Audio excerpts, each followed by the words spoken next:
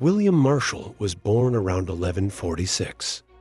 As the younger son of a minor noble, he would have understood from a very early age that he could expect no lands or riches to come knocking at his door, and that he would have to make his own way in life.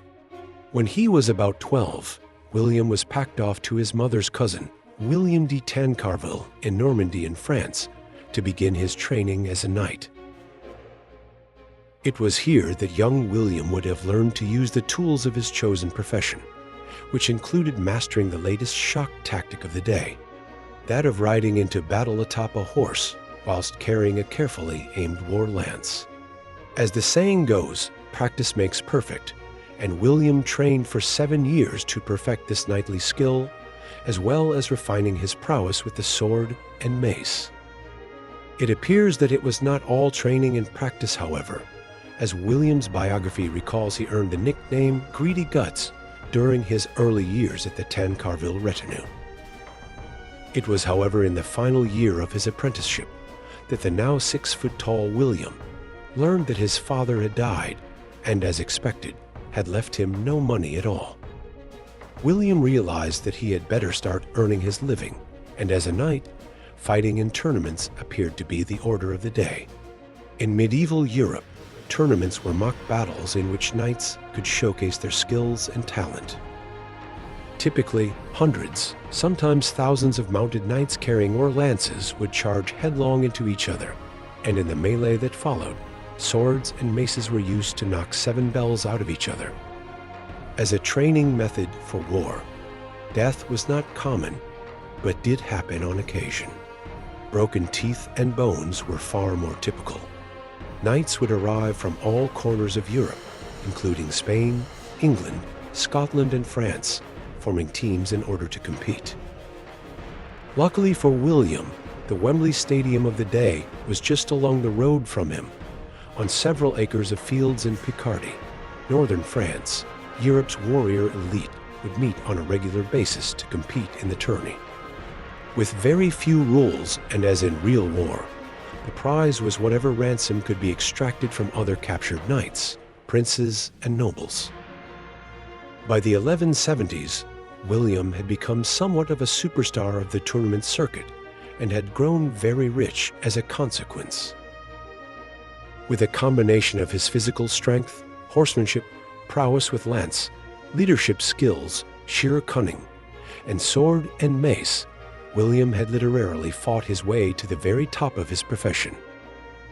Apparently, one of William's favorite ploys was to grab the reins of his opponent's horse and drag him from the tournament field, whereupon he would demand horse, armor, weapons, or other valuables for their release. Another favorite tactic of his was to hold his team back from the melee until everybody else was exhausted, picking out the richest prizes before riding onto the field and capturing them. William's career entered a new phase when in 1170 he was appointed to the household of Henry, the young king, the son of Henry II of England. He effectively became player-manager of the young king's Anglo-Norman tournament team, and for the next 12 years they fought alongside each other, aided by a team of up to 500 other knights, winning tourney after tourney.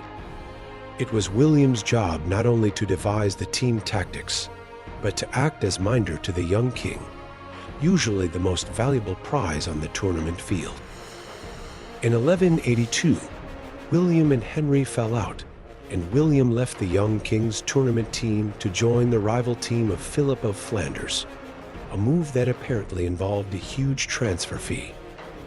Their fallout did not last for long, as William was at Henry's side when he died of dysentery on June 11, 1183. With the approval of the bereaved King Henry II, William set off to complete the crusade his dead master had vowed to make, carrying young Henry's cross with him to Jerusalem. William spent 2 years in the Holy Land fighting with King Guy of Jerusalem and the Knights Templar. On his return to England in 1185, William swore allegiance to King Henry II and served as his loyal captain against his rebellious son and heir Richard, soon to be Richard I, the Lionheart. In return, the king gifted William the large royal estate of Cartmel in Cumbria. During a skirmish in northern France in 1189, William came face to face with the undutiful Richard and promptly unhorsed him. Rather than putting the prince to the sword, he chose to make his point by killing his horse instead. Shortly after their chance meeting, Henry II died and Richard became king. Although they had fought only days before, Richard rewarded William by giving him the hand of Isabel de Clare, heiress to the estates of Strongbow in England, Ireland, Normandy, and Wales. And so, at the age of 43, William married his 17-year-old bride, transforming the landless knight from a minor family into a great baron and one of the richest men in the kingdom. In 1190, William was appointed to the Council of Regency, which was left to govern the country when the Lionheart departed for the Holy Land at the head of the Third Crusade. He acted as the king's hands-on general in his continuing wars in France against King Philip II. William doesn't appear to have aged like normal folk. In 1197, at the tender age of 50, he scaled the walls of a besieged French castle and held it until reinforcements arrived. When challenged by the warden of the castle, he felled him with a single blow. His physical fitness had helped him outlive 3 kings, and when King John died in 1216, William was made regent of England and protector of the 9-year-old Henry III. Now aged 70, William had just one more fight left in him, and at the Second Battle of Lincoln in 1217, he led the king's army against an invading French force backed by rebel English barons. In true Marshal style, William led the charge, making sure that he was the first into the town in order to capture the nobles and set their ransom demands.